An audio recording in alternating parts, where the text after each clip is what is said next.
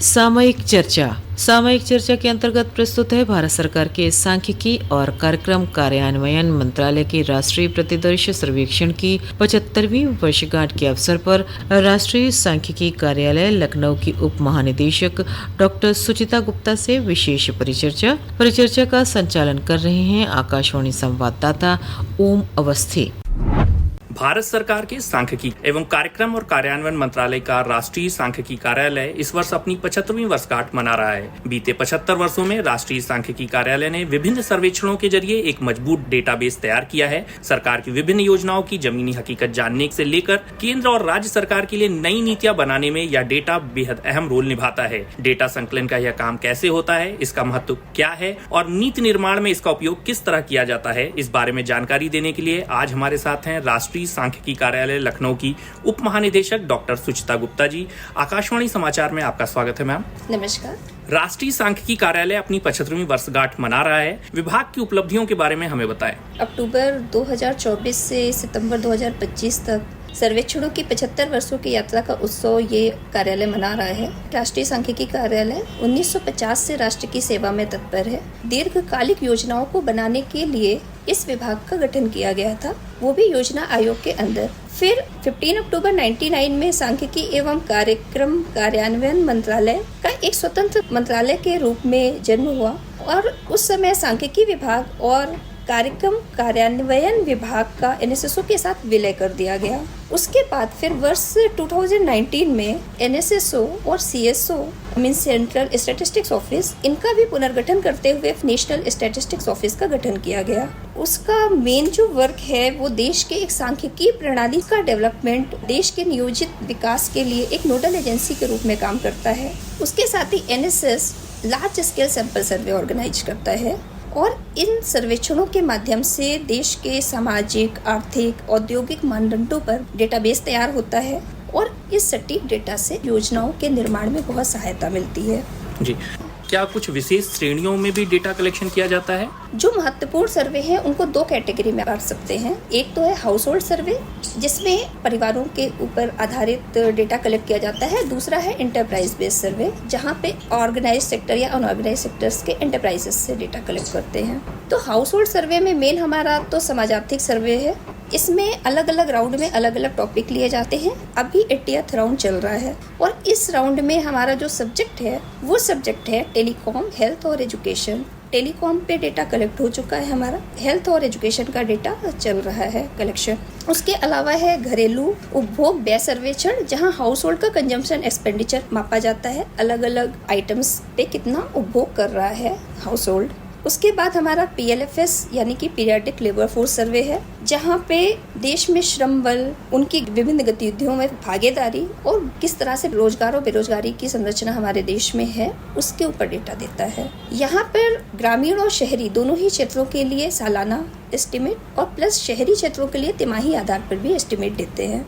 अब एंटरप्राइज सर्वे की अगर हम बात करें तो इसमें एक तो ASI हमारा हो जाता है, जो एनुअल सर्वे ऑफ इंडस्ट्रीज, जहाँ पे ऑर्गेनाइज सेक्टर के विभिन्न पहलुओं पे डेटा कलेक्ट होता है और इस डेटा का जो उपयोग होता है वो राष्ट्रीय आय के आकलन, औद्योगिक संरचना के अध्ययन और नीति निर्माण में किया जाता है। और सेकंड जो सर्वे है इम्पोर्टेंट, डेट इज आसूस या अनिगमित क्षेत्र के उद्यमों का वार्षिक सर्वेक्षण। यहाँ पे अनिगमित क्षेत्र जो है या असंगठित क्षेत्र हैं, उनके GDP में क्या कंट्रीब्यूशन है उनका और उनका रोजगार पैदा करने की किस तरह की वहाँ संभावनाएं हैं, इस पे डेटा कलेक्ट होता है।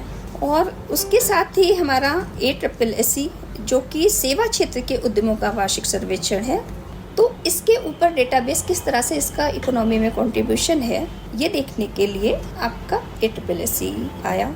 उसके साथ ही एक जो महत्वपूर्ण डेटा कलेक्ट करता है हमारा विभाग, वो है मूल्य संग्रह, जिसमें प्राइस कलेक्ट हम करते हैं, किस तरह से प्राइस ट्रेंड्स चेंज हो रहे हैं समय के साथ साथ, ये इसका मेन मकसद है। मैडम, जैसे आपने बताया कि अलग अलग तरह से डेटा कलेक्ट किया जाता है, तो डिजिटलाइजेशन के दौर में किस तरह से तकनीक का उपयोग डेटा इकट्ठा करने में किया जा रहा है और इससे एक्यूरेसी कितनी बेहतर हुई है? एनएसएसओ के सर्वे में घर घर जाते हैं हमारे डेटा कलेक्ट करने इन्वेस्टिगेटर्स और उसके बाद फिर पर्सनल इंटरव्यू के बेस में डेटा कलेक्ट करते हैं। पहले वो पेपर फॉर्मेट में डेटा कलेक्ट करते थे, आज की डेट में वो फॉर्मेट एक तरह से आपके काफी सॉफ्टवेयर में ट्रांसफॉर्म हो गया है। वो टैबलेट लेके जाते हैं और टैबलेट से सॉफ्टवेयर के थ्रू डेटा कलेक्ट करते हैं। यहाँ एक्यूरेसी में चेंज आया है ऑफ कोर्स, बिकॉज आपके पेपर शेड्यूल में कोई भी चेक एंड बैलेंसेस नहीं होते हैं। यहाँ पर आप बहुत सारे चेक एंड बैलेंसेस डाल सकते हैं सॉफ्टवेयर में, तो सॉफ्टवेयर में आपके फील्ड में डेटा कलेक्शन के टाइम में ही बता देता है कि अगर कुछ आपने गलत एंट्री की है जो नहीं होनी चाहिए। विभाग एक महत्वपूर्ण काम कर रहा है डेटा संकलन का, तो उत्तर प्रदेश को $1 ट्रिलियन की अर्थव्यवस्था बनाने का लक्ष्य रखा गया है। क्या इसके लिए भी विभाग की ओर से डेटा संकलन का काम किया जा रहा है? उसके बारे में हमें कुछ बताएं। इस दिशा में एनएसएस के तहत जो आसूस सर्वे हमारा है, means annual survey of unincorporated sector enterprises, तो इस सर्वे में अनिगमित क्षेत्र के सेक्टरों के द्वारा जो जीडीपी में योगदान है प्रदेश की जीडीपी में, वो निकल सकता है। इसी तरह से पीएलएफएस सर्वे हमारा है, जिसमें रोजगार और बेरोजगारी की स्थिति का आकलन है और किस किस सेक्टर में कितना रोजगार प्रदान किया जा रहा है उसका आकलन है। तो ये डेटा डायरेक्टली और इनडायरेक्टली इन चीज़ों को थोड़ा इंडिकेट करते हैं। जी, जैसे प्रदेश में जिस तरह का निवेश को हब बनाने की तैयारी चल रही है, उसमें उद्योगों को ध्यान में रखकर विभाग की ओर से भी क्या डेटा तैयार किया जा रहा है कि किस तरह के उद्योग यहाँ आ रहे हैं, क्या आवश्यकता है, उस पे विभाग के सर्वे किस तरह से अहम रोल निभा रहे हैं? इंडस्ट्री को लेकर हमारी जो सर्वे है, जैसा कि मैंने बताया कि एक आपका ASI annual survey of industry, जो कि संगठित क्षेत्र में किस किस तरह की इंडस्ट्रीज हैं, उनका इकोनॉमी में क्या योगदान है वो दिखा रहा है। दूसरा हमारा जो आसूस है, जो असंगठित क्षेत्रों का, अनिगमित क्षेत्रों का इंडिकेशन दे रहा है कि किस तरह उनका जीडीपी में योगदान है, किन किन सेक्टर्स में। और उसके अलावा हमारा पीएलएफएस वगैरह भी बेरोजगारी और रोजगार की स्थिति को क्लियर कर रहा है। तो अगर निवेश के लिए कोई इंटरेस्टेड है तो वो इन सर्वेस के डेटा को एक साथ देखते हुए ये चीजें कर सकता है कि किस तरह से उसको कहाँ निवेश करना चाहिए। सर्वे एक इंडिकेशन देते हैं कि कहाँ काम करने की आवश्यकता है या कहाँ बेहतर काम हो रहा है। सरकार के लिए किसान, महिला और युवा प्राथमिकता में नजर आते हैं। इन सभी वर्गों के लिए किस तरह से डेटा संकलन हो रहा है ताकि इनके लिए बेहतर योजनाएं बनाई जा सकें? किसानों के लिए अगर बात करें तो किसानों को आत्मनिर्भर और समृद्ध बनाने के लिए 2019 में एनएसएस के 77वें दौर में agriculture land and live stock holding पर सर्वेक्षण किया गया था, जिसका उपयोग कृषि नीतियों को बनाने में किया गया था। उसके साथ ही राज्य के जो राजस्व कर्मचारी या अधिकारी हैं, वो नियमित रूप से क्षेत्र परिगणना और फसल कटाई प्रयोग को कंडक्ट कराते हैं, जिसका निरीक्षण हमारे विभाग द्वारा किया जाता है और इसका उपयोग कृषि क्षेत्र में सुधार के लिए किया जाता है। और अगर जहाँ तक महिलाओं और युवाओं की बात करें तो जितने भी एनएसएस के हाउस होल्ड सर्वे हो रहे हैं वो कहीं ना कहीं पूरे सारे ही जनता के लिए हो रहे हैं, जिसमें युवा और महिलाएं भी शामिल हैं।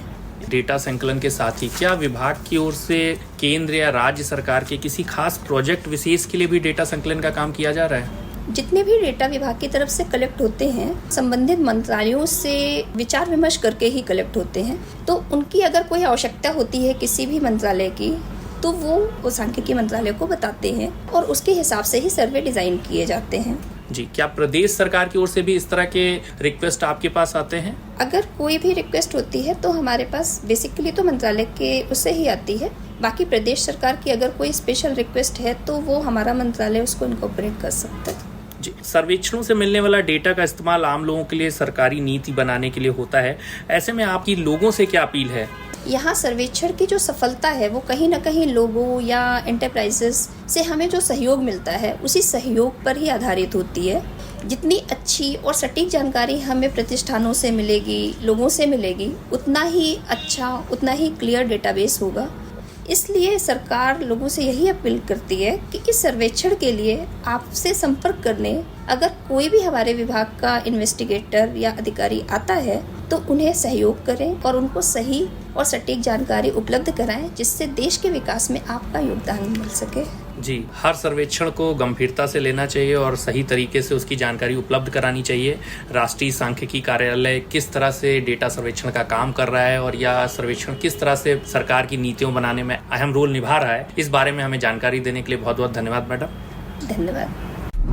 सामयिक चर्चा के अंतर्गत अभी आप सुन रहे थे भारत सरकार के सांख्यिकी और कार्यक्रम कार्यान्वयन मंत्रालय के राष्ट्रीय प्रतिदर्श सर्वेक्षण की 75वीं वर्षगांठ के अवसर पर राष्ट्रीय सांख्यिकी कार्यालय लखनऊ की उप महानिदेशक डॉक्टर सुचिता गुप्ता से विशेष परिचर्चा का संचालन कर रहे थे आकाशवाणी संवाददाता ओम अवस्थी।